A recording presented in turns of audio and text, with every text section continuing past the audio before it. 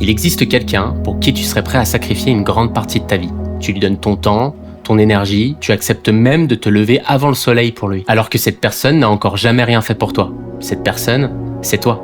Mais plus tard, il n'existe même pas encore, il vit gratuitement dans ta tête sans payer le loyer. Ce qui est quand même assez ironique puisque tu passes une grande partie de ta vie à payer le tien. Notre système est très bien organisé.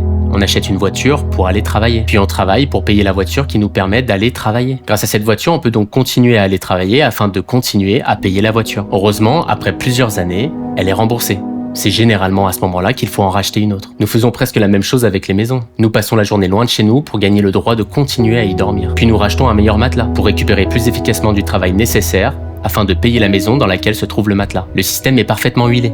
Nous restons assis 8 heures par jour pour gagner de l'argent. Puis on utilise cet argent pour payer une salle dans laquelle nous courons sans avancer, afin de réparer les dégâts causés par le fait d'être assis. Ensuite, nous achetons une montre pour mesurer notre sommeil, parce que visiblement, nous avons besoin d'un appareil pour nous informer que nous sommes épuisés. Nous buvons du café pour avoir l'énergie de travailler, nous travaillons pour acheter le café. Et lorsque le café ne suffit plus, nous partons en vacances pour récupérer du travail. Puis on retourne travailler, pour payer les vacances qui nous ont permis de récupérer du travail. Parfois, le travail devient tellement difficile que nous payons quelqu'un pour nous aider à le supporter. Puis nous devons continuer à travailler pour pouvoir payer la personne qui nous aide à supporter le travail. Sacré système. Chaque solution permet de financer le problème qui l'a rendu nécessaire. On nous apprend très tôt que le présent sert à préparer l'avenir. Alors aujourd'hui, tu travailles pour préparer demain. Le problème, c'est que lorsque demain arrive, il s'appelle aujourd'hui. Et aujourd'hui, apparemment, il faut encore préparer demain. Alors ton futur toi pour lequel tu as fait tant de sacrifices commence lui aussi à travailler pour son propre futur. À 20 ans, tu travailles pour toi à 30 ans. À 30 ans, tu travailles pour toi à 40 ans. Et à 40 ans, tu travailles pour toi à 60 ans. C'est peut-être le seul système pyramidal dans lequel toutes les victimes ont le même visage. Chaque version de toi reçoit un cadeau de la précédente, mais au lieu de l'ouvrir, elle le transmet à la suivante. Tiens, voici du temps, de l'argent, des projets. Personnellement, je n'ai pas pu en profiter, mais peut-être toi. Et personne ne sait vraiment à quel âge nous sommes enfin autorisés à exister. Parce qu'à chaque étape, la vie semble commencer un peu plus tard. Quand j'aurai plus d'argent, quand mon entreprise fonctionnera, quand les enfants sont grands, quand j'aurai fini de rembourser, quand je serai à la retraite. L'argent est extraordinaire parce qu'il permet de transporter la valeur dans le temps. Tu peux travailler aujourd'hui et utiliser cet argent dans 10 ans. Mais il y a une chose qu'il ne transporte pas, c'est la journée que tu as utilisée pour le gagner. Alors oui, l'avenir mérite d'être protégé,